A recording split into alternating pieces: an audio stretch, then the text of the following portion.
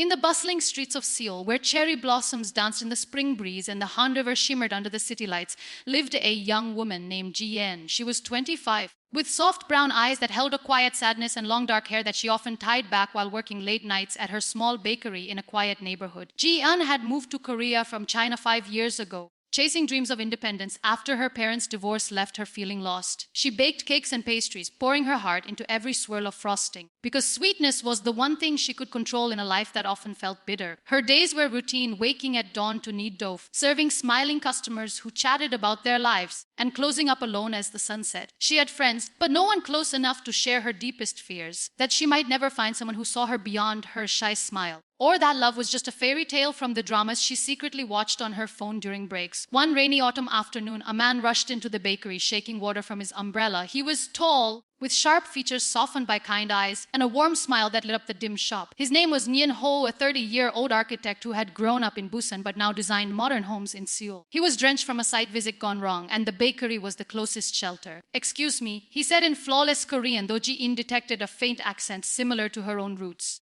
"Do you have anything hot? Coffee and maybe something sweet?" Ji-eun nodded, her cheeks flushing as she prepared a lat and slid a fresh strawberry cake toward him. "This one is my favorite." Min-ho took a bite, his eyes widening. "This is incredible. It's like happiness in a cake." She laughed softly, the first genuine laugh in weeks. They talked as the rain poured outside. He asked about her bakery, and she shared how baking reminded her of her grandmother in Shanghai, who taught her recipes before passing away. Min-ho opened up too. He loved architecture, but he built lasting things, unlike his own family, which had scattered after his father's job took them apart. From that day, Min-ho became a regular. She'd come after work, ordering the same cake and lingering to chat. Ji-eun looked forward to his visits, her heart fluttering when he arrived with stories of his day or small gifts, like a sketch of the bakery he drew on a napkin. One evening, as winter approached and the first snowflakes fell, Min-ho stayed until closing. "Ji-eun," he said hesitantly, "would you like to go for a walk? The snow is beautiful." She agreed, wrapping her scarf tightly. They strolled along the river, the city lights reflecting on the water. Min-ho stopped under a bridge adorned with fairy lights.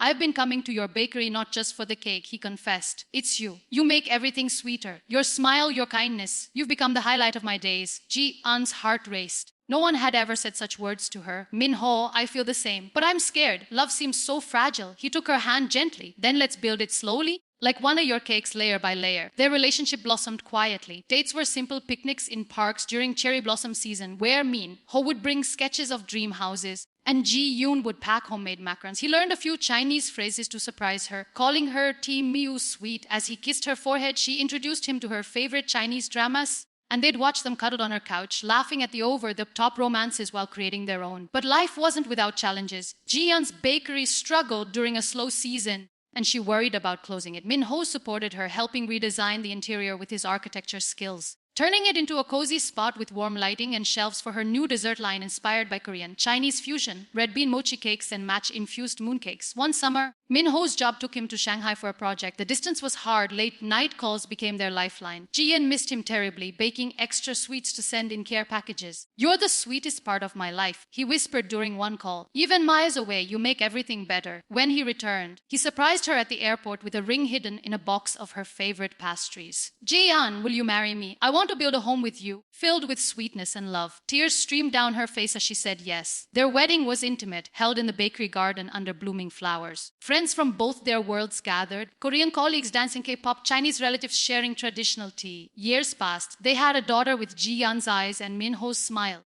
who grew up helping in the bakery. The business thrived, becoming a local favorite for its unique blends of cultures. Min-ho designed their family home by the river, with a big kitchen where Ji-eun baked and he sketched plans. Through joys and sorrows, a miscarriage that tested their bond, career highs and lows, they held each other. Min-ho's steady presence healed Ji-eun's old wounds, and her warmth softened his ambitions. One evening, on their 10th anniversary, they sat on their balcony watching the sunset. Their daughter asleep inside, Min-ho pulled Ji-eun close. "You know," he said softly, "from that rainy day in your bakery, you've been the sweetest part of my life. Every moment with you is like tasting the perfect dessert, pure joy." Ji-eun smiled, leaning into them. "And you, Min-ho, are mine forever?"